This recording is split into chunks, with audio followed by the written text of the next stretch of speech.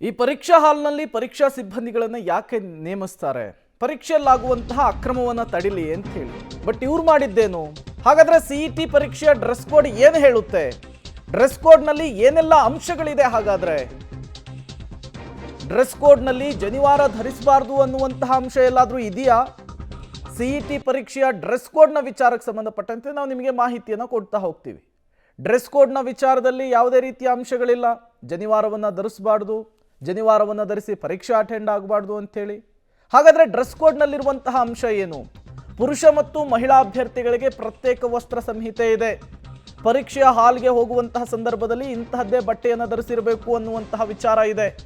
ಹಾಗಾದರೆ ಏನದು ವಸ್ತ್ರ ಸಂಹಿತೆ? ನೋಡ್ತಾ ಹೋಗೋಣ. ಪುರುಷರಿಗೂ ಮತ್ತು ಮಹಿಳೆಯರಿಗೆ ಬೇರೆ ಬೇರೆ ರೀತಿಯ ವಸ್ತ್ರ ಸಂಹಿತೆ. ಮುಖ್ಯವಾಗಿ ಈ ಫುಲ್ ಶರ್ಟ್ಗಳನ್ನು ಹಾಕ್ಕೊಂಡು ಹೋಗಬಾರ್ದು ಅಂಥೇಳಿ, ಹಾಫ್ ಶರ್ಟ್ಗಳನ್ನು ಹಾಕ್ಕೊಂಡು ಹೋಗಬೇಕು ಅನ್ನುವಂಥದ್ದು, ಜೊತೆಗೆ ಕಾಲರ್ ಇರುವಂತಹ ಬಟ್ಟೆಗಳನ್ನು ಹಾಕಬಾರ್ದು ಅನ್ನುವಂಥದ್ದು, ಈ ರೀತಿಯ ಒಂದು ಅಂಶಗಳು ಡ್ರೆಸ್ ಕೋಡ್ನಲ್ಲಿರುವಂಥದ್ದು. ಆದರೆ ಜನಿವಾರವನ್ನು ಹಾಕಬಾರ್ದು ಅನ್ನುವಂತಹ ಅಂಶ ಇಲ್ಲದಿದ್ದರೂ ಕೂಡ ಜನಿವಾರವನ್ನು ತೆಗೆಸಿದ್ದೇಕೆ? ಪುರುಷ ಮತ್ತು ಮಹಿಳಾ ಅಭ್ಯರ್ಥಿಗಳು ಅರ್ಧ ತೋಳಿನ ಬಟ್ಟೆಯನ್ನು ಧರಿಸಿರಬೇಕು ಅಂಥೇಳಿ ಡ್ರೆಸ್ ಕೋಡ್ ಹೇಳುತ್ತೆ. ಸಾಧ್ಯವಾದಷ್ಟು ಕಾಲರ್ ಇಲ್ಲದಿರುವ ಬಟ್ಟೆಯನ್ನು ಹಾಕ್ಕೊಂಡು ಬಂದರೆ ಉತ್ತಮ ಅನ್ನುವುದನ್ನು ಡ್ರೆಸ್ ಕೋಡ್ ಹೇಳುತ್ತೆ. ಅದರ ಜೊತೆಗೇನೆ ಯಾವುದೇ ರೀತಿಯ ಮೊಬೈಲ್, ಎಲೆಕ್ಟ್ರಿಕ್ ಡಿವೈಸ್ಗಳನ್ನು ತರಬಾರ್ದು ಅಂತ ಹೇಳುತ್ತೆ. ಪುರುಷರು ಜೇಬಿಲ್ಲದ ಕಡಿಮೆ ಜೇಬುಗಳಿರುವಂತಹ ಸರಳ ಪ್ಯಾಂಟುಗಳನ್ನು ಧರಿಸಬೇಕು ಅಂಥೇಳಿ ಡ್ರೆಸ್ ಕೋಡ್ ಹೇಳುತ್ತೆ. ಅದರ ಜೊತೆಗೇನೆ ಕುರ್ತಾ ಪೈಜಾಮ, ಜೀನ್ಸ್ ಪ್ಯಾಂಟ್ಗೆ ಪರೀಕ್ಷಾ ಹಾಲ್ನ ಒಳಗಡೆ ಅವಕಾಶ ಇರೋದಿಲ್ಲ. ಆ ರೀತಿಯ ಬಟ್ಟೆಯನ್ನು ಹಾಕ್ಕೊಂಡು ಬರಬೇಡ್ರಿ ಅಂಥೇಳಿ ಮೊದಲೇನೆ ವಿದ್ಯಾರ್ಥಿಗಳಿಗೆ ಇನ್ಸ್ಟ್ರಕ್ಷನ್ ಹೋಗಿರುತ್ತೆ. ಅದರ ಜೊತೆಗೆ ಶೂ ಕೂಡ ನಿಷೇಧವಾಗಿರುತ್ತೆ. ಈ ಪರೀಕ್ಷಾ ಹಾಲ್ನ ಒಳಗಡೆ mobile, pen drive, earphone, electric ಡಿವೈಸ್ಗಳಿಗೆ ಅವಕಾಶವೇ ಇರೋದಿಲ್ಲ. ಮೈಕ್ರೋಫೋನ್ ಇತ್ಯಾದಿ ಎಲೆಕ್ಟ್ರಿಕ್ ವಸ್ತುಗಳು ಸಂಪೂರ್ಣವಾಗಿ ನಿಷೇಧವಾಗಿರುತ್ತೆ. ಬಟ್ ಜನಿವಾರವನ್ನು ತೆಗೆಸಿದ್ಯಾಕೆ ಅನ್ನೋದು ಈಗಿರುವಂತಹ ಪ್ರಶ್ನೆ. ಸಾಮಾಜಿಕ ಸಮಾನತೆಯ ಸಂದೇಶವನ್ನು ಸಾರಿರುವಂತಹ ಬಸವನಾಡು ಬೀದರ್ನಲ್ಲೂ ಕೂಡ ಇದೇ ರೀತಿಯ ಘಟನೆ ನಡೆದಿದೆ. ಬೀದರ್ನಲ್ಲಿ ಜನಿವಾರ ಹಾಕಿದ್ದಕ್ಕೆ ಸಿಇಟಿ ಪರೀಕ್ಷೆಗೆ ನೋ ಎಂಟ್ರಿ ಅಂತ ಹೇಳಿದ್ದಾರೆ ಸಿಬ್ಬಂದಿಗಳು. ವಿದ್ಯಾರ್ಥಿ ಸುಚರಿತ್ಗೆ ಇಂಜಿನಿಯರ್ ಆಗುವಂತಹ ಆಸೆ ಇತ್ತು, ಅದಕ್ಕೆ ತಣ್ಣೀರೆರ್ಚಿದ್ದಾರೆ. ಜನಿವಾರ ಹಾಕಿದ್ದಕ್ಕೆ ವಿದ್ಯಾರ್ಥಿ ಪರೀಕ್ಷೆ ಬರೆಯೋದಕ್ಕೆ ಅವಕಾಶವನ್ನೇ ಕೊಟ್ಟಿಲ್ಲ. ಬೀದರ್ನ ಸಾಯಿ ಸ್ಫೂರ್ತಿ ಕಾಲೇಜಿನಲ್ಲಿ ನಡೆದಂತಹ ಘಟನೆ ಇದು. ನಿನ್ನೆ ಗಣಿತ ಪರೀಕ್ಷೆ ಬರೆಯೋದಕ್ಕೆ ವಿದ್ಯಾರ್ಥಿ ಬಂದಿರ್ತಾನೆ. ಇದ್ಯಾವ ನ್ಯಾಯ ಅಂತ ಕೇಳಿದ್ರೆ ಪರೀಕ್ಷಾ ಸಿಬ್ಬಂದಿ ಉಡಾಫೆಯನ್ನು ಕೊಟ್ಟಿದ್ದಾರೆ. ಒಳಗಡೆ ನೀನು ನೇಣು ಹಾಕ್ಕೊಂಡ್ರೆ ಏನು ಮಾಡೋದು ಅಂಥೇಳಿ ಸಿಬ್ಬಂದಿ ಉದ್ದಟತನವನ್ನು ಪ್ರದರ್ಶನ ಮಾಡಿದ್ದಾರೆ. ಸಿಬ್ಬಂದಿಯ ವರ್ತನೆಗೆ ವಿದ್ಯಾರ್ಥಿ ಪೋಷಕರು ಆಕ್ರೋಶವನ್ನು ಹೊರಹಾಕಿದ್ದಾರೆ. ನಮಗೆ ನ್ಯಾಯ ಬೇಕೇ ಬೇಕು ಅಂಥೇಳಿ ಪಟ್ಟನ್ನು ಹಿಡಿದಿದ್ದಾರೆ. ಹಾಗಾದರೆ ಈ ಸಿಬ್ಬಂದಿಗಳಿಗೆ ಮೇಲಿಂದ ಇನ್ಸ್ಟ್ರಕ್ಷನ್ ಇತ್ತು ಅಥವಾ ಇವರೇನೇ ಈ ರೀತಿಯ ರೂಲ್ಸ್ಗಳನ್ನು ತಂದುಕೊಂಡ್ರು? ಒಂದು ವೇಳೆ ಈ ರೂಲ್ಸ್ಗಳನ್ನು ತಂದುಕೊಂಡಿದ್ದೆ ಆದರೆ ಯಾಕಾಗಿ ತಂದರು? ಇವರ ಉದ್ದೇಶ ಏನಾಗಿತ್ತು? ಇವೆಲ್ಲವೂ ಕೂಡ ಈಗಿರುವಂತಹ ಪ್ರಶ್ನೆ. ಇದೇ ವಿಚಾರಕ್ಕೆ ಸಂಬಂಧಪಟ್ಟಂತೆ ಬ್ರಾಹ್ಮಣ ಸಮುದಾಯ ಕೂಡ ಪ್ರಶ್ನೆ ಮಾಡ್ತಾ ಇದೆ. ಉನ್ನತ ಶಿಕ್ಷಣ ಸಚಿವರು ಈ ಬಗ್ಗೆ ಈಗಾಗಲೇ ಕ್ಲಾರಿಫಿಕೇಶನ್ ಕೂಡ ಕೊಟ್ಟಿದ್ದಾರೆ. ಏನ್ ಶರ್ಟ್ ಹಾಕೊಂಡಿನಿ ಅದೇ ಶರ್ಟ್ ಹಾಕೊಂಡಿನಿ ನೀನು ಅವ್ರ ಹೊಗಡೆ ಹಿಡ್ದು ಇದು ತೆಗಿಯಪ್ಪ ಅಂದಾರ. ಇಲ್ಲ ಸರ್ ನಾ ತೆಗಿಯಂಗಿಲ್ಲ. ಜನಿವಾರ ಸರ್, ಜನಿವಾರ ತೆಗಿಯನ ನಾ ತೆಗಿಯಂಗಿಲ್ಲ. ಯಾಕೆ ತೆಗಿಯಂಗಿಲ್ಲ? ಇದೇನ್ ಒಂದ್ ಹಾರ ಅದಲ್ಲ ಅಂದ್ರೆ ಇಲ್ಲ ಸರ್ ನಮ್ದಿದ್ರಾಗ ತೆಗಲೇವ್ ನಾವು ಅಂದಾರ. ಅಂದ್ರೆ ಒಬ್ರು ಪೊಲೀಸ್ ಬಂದ ನಂತರ ಅದು ತೆಗೆದು ಕಟ್ ಮಾಡಿ ಬಂದ್ರ ಬಾ, ಇಲ್ದವ್ರು ಇಲ್ಲ ಅಂತ ಅಂದಾರ. ಅವ್ರು ತೆಗಿಯಂಗಿಲ್ಲ ನಾನು. ಒಬ್ಬ ಪೊಲೀಸರು ಏನಂದಾರಂತ ಇದು ಫಾಸಿ ಹಾಕೊಂಡು ಇದು ಇದನ್ನ ಏನನ ನೀ ಯಾಕೆ ತಂದಿದ್ದು, ನೀ ಫಾಸಿ ಹಾಕೊಂಡ್ರು ನಮ್ ಎದ್ರೆ ನಾವ್ ಏನ್ ಮಾಡರಿ ನಿನ್ನ ಇದಕ್ಕ ಅಂತ ಹಿಂಗೆಲ್ಲ ಆರ್ಗ್ಯುಮೆಂಟ್ ಮಾಡ್ಯಾರ. ಒಂದ್ಸರಿ 45 ಮಿನಿಟ್ಸ್ ಇದು ಮಾಡ್ಯಾನ, ಫೈಟ್ ಮಾಡ್ಯಾನ. ಅವ್ರು ಕೇಳೋದ್ರ ತಂತ ಹೊಡಿ ಬಂದನ್ ಮನಿಗ್ ಬಂದು ನನಗ್ ಹಚ್ಚನ. ನಾವ್ ಅವ್ರ ದರ್ಶನದಾಗಿದ್ದೀವಿ, ನಾವ್ ಫೋನೇ ಎತ್ತಿಲ್ಲ. ದರ್ಶನ್ ಇತ್ತು ಯಾರ್ದದನ್ನೋ ಏನೋ ಅಂತ ನಾನ್ ನೋಡಿಲ್ಲ. ಬ್ಯಾಗ್ ಪರ್ಸ್ ತೆಗ್ದಿಲ್ಲ, ನಾನ್ ನೋಡಿಲ್ಲ. ಅದ್ರ ಬಾದ್ ನಾ 11 ಗಂಟೆಗ್ ನೋಡ್ತೀನಿ 9 ಮಿಸ್ ಕಾಲ್ ಅವ. ಯಾಕ ಅದು ಮತ್ತ ನಮ್ಗ್ ಗೊತ್ತಿದ್ದವ್ರಿಗೆ ಮಾಡ್ಸಿ ಅವ ಫೋನ್ ಮಾಡ್ಯಾನ, ಯಾಕೆ ಎತ್ತಲ್ ಹೊಂಟಿರಿ ನೀವು ಅಂತಂದು. ಅಂದ್ರೆ ಯಾಕ ಎಕ್ಸಾಮ್ ಹಾಲ್ದಾಗ ಇರ್ತೀನಿ, ಏನ್ ಮಾತಾಡ್ಲಿತ್ತಿದೀಯ ಅಂತ ಬೈದಿನ. ಇಲ್ಲ ನನಗ್ ಹಿಂಗ್ ಮಾಡ್ಯಾರ ಅಂದ್ರ ನಾ immediate sir Chandrakant sir principal ಸರ್ಗೆ ಫೋನ್ ಹಚ್ಚಿನ. ಫೋನ್ ಹಚ್ಚಿದ್ರ ಇಲ್ಲ ಮೇಡಮ್ ಹಂಗ ಇಲ್ಲ ಅಂತಂದ್ರು. ಸರ್ ಹಿಂಗ ಆಗ್ಯಾದ್ರಿ, ಹುಡುಗ ಎಕ್ಸಾಮ್ ಹಾಲ್ ಬಿಟ್ಟಿಲ್ಲ, ಅವ ವಾಪಸ್ ಬಂದ. ಸಿಇಟಿ ಇತ್ತು ಸರ್, ನಿನ್ನ ಮ್ಯಾಥ್ಸ್ ಇತ್ತು paper, first paper. Sir engineer ಸಲಗೆ ಇದು ಮಾಡ್ಯಾನ ಸರ್. ಪ್ರಿಪರೇಷನ್ ನಡೆದ ಸರ್. ಪ್ರಿಪರೇಷನ್ ಇನ್ ನಾಳೆ ಮೀಟಿಂಗ್ ಏನ್ ಮಾಡ್ತಾರ ಅದ್ರ ಸಲುವಾಗಿ ನಾವ್ ಇಷ್ಟ ಫೈಟ್ ಮಾಡೋದು ಸರ್. ಅವ್ನ ಪೇಪರ್ ಆಗಿದ್ಮೇಲೆ ನಂಗೆ ಅಂದ್ರು 11 ಗಂಟೆಗೆ ಮಾತಾಡಿ ನನ್ ಬೈದು ಚೀರಿ ಅಳ್ಳಿದ್ರು. ಮೇಡಮ್ ಈಗ ಕಳ್ಸ್ಕೊಡ್ರಿ ನಾ ಕೂಡ್ಸ್ತೀನಿ ಅಂದ್ರು. 11:50 ಪೇಪರ್ ಮುಗೀತು ಸರ್. 11:30 ಹೆಂಗ್ ಕರ್ಸಿ ನನ್ ಮನಿ ಇರೋದು ಚೌಬಾರ ಸರ್, ಅದು ಇರೋದು ಗುಂಪ. ಹುಡುಗ ಹೆಂಗ್ ಹೋಗ್ತಾನ ಸರ್, ಪೈಲಿನೇ ಅವ್ರಿಗೆ exam tension sir. Exam tension, exam ಇದ್ರಾಗ ಹೆಂಗ್ ಬರಿಬೇಕು ಅವ್ರು. ಅದಷ್ಟ ಮಾಡ್ಕೋತ ಬಂದು ನನಗ ಫೋನ್ ಮಾಡಿ ಹೇಳ ನನಗ ಹೇಳ ಹಿಂಗ ಅಂತಂದು ಮತ್ತೆ ನಾ ಫೋನ್ ಏನ್ರಿ ಸರ್ ಸರ್ ಈಗ ನಾ ಇದಕ್ ಹೋಗ್ತೀನಿ ಸರ್, ಪೊಲೀಸ್ ಸ್ಟೇಷನ್ ಫಸ್ಟ್. ನಾನ್ ನಿನ್ನೆ 110 ಮಾಡಿದ್ದೆ. ಅವ್ರು ಹೋಗಿದ್ರಿ ಇಮಿಡಿಯೇಟ್. ಮೇಡಮ್ ನೀವ್ ಎಲ್ಲಿದ್ರಿ, ನೀವ್ ಇದ್ರಿ ಆಗ್ತದಂದ್ರೆ ಸರ್ ನಾ ಹಿಂಗ್ ಇದ್ದೀನ್ರಿ ಇಲ್ಲಿ.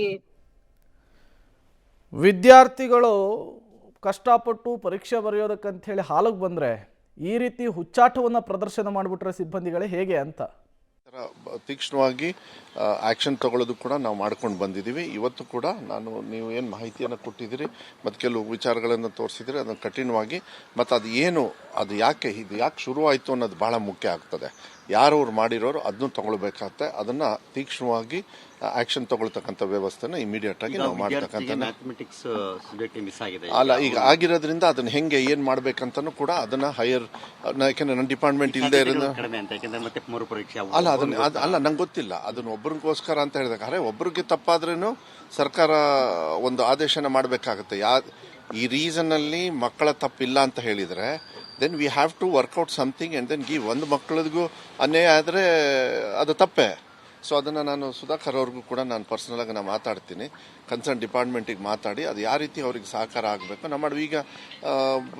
ಈಗ ನಮ್ಮ ಕಾನೂನು ಇರೋದು 6 ವರ್ಷ, ನಾನೇ ಕುತ್ಕೊಂಡು ಎಲ್ಲ ಮಾಡಿ ಇವಾಗ ಮತ್ತಷ್ಟು ಡೀಟೇಲ್ಸನ್ನು ಕೊಡ್ತಾರೆ ಮಲ್ಲಿಕಾರ್ಜುನ್, ನೇರ ಸಂಪರ್ಕದಲ್ಲಿ ಜಾಯ್ನ್ ಆಗಿದ್ದಾರೆ.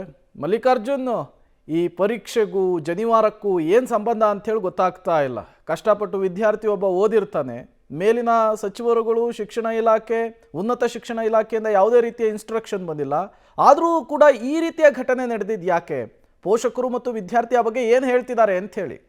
ಖಂಡಿತ ಪ್ರೇಮ್, ನಿಜಕ್ಕೂ ಒಂದು ರೀತಿಯ ಅಂದರೆ ಬಸವಣ್ಣನ ನಾಡಿದು ಅಂದರೆ ಸಮಾಜಕ್ಕೆ ಸಂದೇಶ, ಅಂದರೆ ಸಮಾಜಕ್ಕೆ ಸಂದೇಶ ಕೊಟ್ಟಂಥ ಒಂದು ಬಸವ ನಾಡಿದು. ಈ ಬಸವ ನಾಡಿನಲ್ಲಿ ಒಂದು ರೀತಿಯ ಜನಿವಾರ ಹಾಕಿದ್ದಕ್ಕೆ ಒಂದು ರೀತಿಯ ಎಕ್ಸಾಮಿಗೆ ಎಂಟ್ರಿನೇ ಕೊಟ್ಟಿಲ್ಲ. ಹೀಗಾಗಿ ಒಂದು ರೀತಿ ದೊಡ್ಡ ಒಂದು ಅವಮಾನೀಯ ಘಟನೆ ಅಂತ ಹೇಳ್ಬೋದು. ಯಾಕಂತಂದರೆ ನಿನ್ನೆ ಏನು ಒಂದು CETಯ ಗಣಿತ ಪರೀಕ್ಷೆ ಇತ್ತು, ಆ ಪರೀಕ್ಷೆಗೆ ಏನೋ ಸುಜಿರುತ್ತಂತ ಒಂದು ವಿದ್ಯಾರ್ಥಿ ಇದ್ದಾನೆ, ಒಂದು ಕನಸು ಕೊಟ್ಕೊಂಡಿದ್ದ ಇಂಜಿನಿಯರ್ ಆಗಬೇಕು ಅನ್ನುವಂಥದ್ದು.